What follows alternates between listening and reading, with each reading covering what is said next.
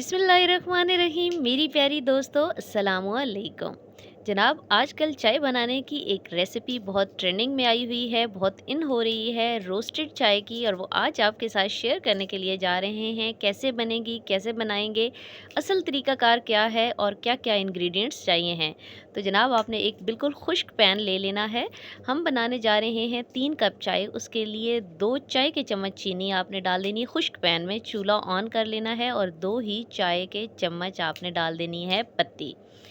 पानी का एक कतरा भी पैन में नहीं होना चाहिए जनाब, क्योंकि ये रोस्टेड टी हम बनाने जा रहे हैं। चीनी खुद ब खुद मेल्ट होगी और उसके साथ साथ चाय की पत्ती भी आपकी रोस्ट हो जाएगी। असल जो जायका निकल के आएगा वो इन दोनों चीज़ों की रोस्टिंग में है। फ्लेम आपने कितना रखना है? फ्लेम आपने लो से मीडियम रखना है, बहुत आपने तेज़ आंच नहीं करनी है।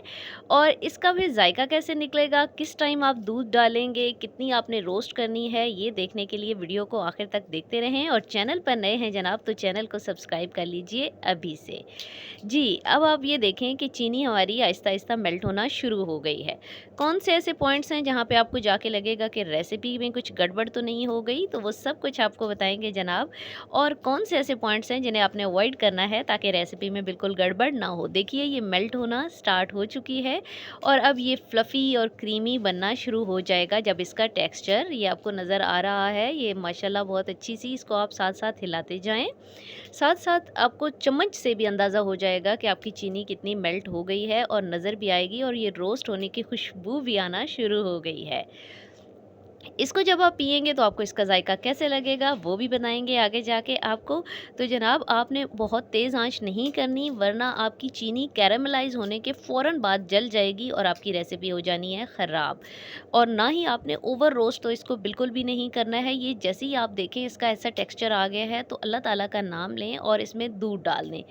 2 से ढाई कप दूध डाल रहे हैं हम, और इसके अंदर पहले थोड़ा-थोड़ा करके आप डालें। और हाँ जी जनाब, जैसे ही ज़ाहिर-सी बात है गरम और ठंडे का इम्तिज़ाज होगा, तो जो आपकी कैरेमलाइज़्ड रोस्टेड पत्ती और चीनी है वो थोड़ी देर के लिए ऐसे जम जाएगी और आपको लगेगा कि या खुदाया बेड़ा गर्क हो गया है, आज तो रेसिपी का ख़राब हो गया है काम, गड़बड़ हो गई है। नहीं जनाब, कोई गड़बड़ नहीं हुई है, घबराने की तो बिल्कुल ही ज़रूरत नहीं है।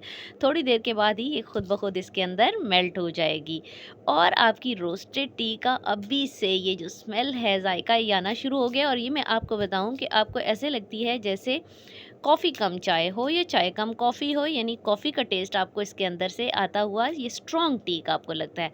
बज़ाहिर आपको ये सफ़ेद सफ़ेद लग रही है, लेकिन इसका टेस्ट बहुत स्ट्रॉन्ग है और इसके टेस्ट को मज़ीद इन्हांस करने के लिए हमने इलायची पाउडर डाल दिया है।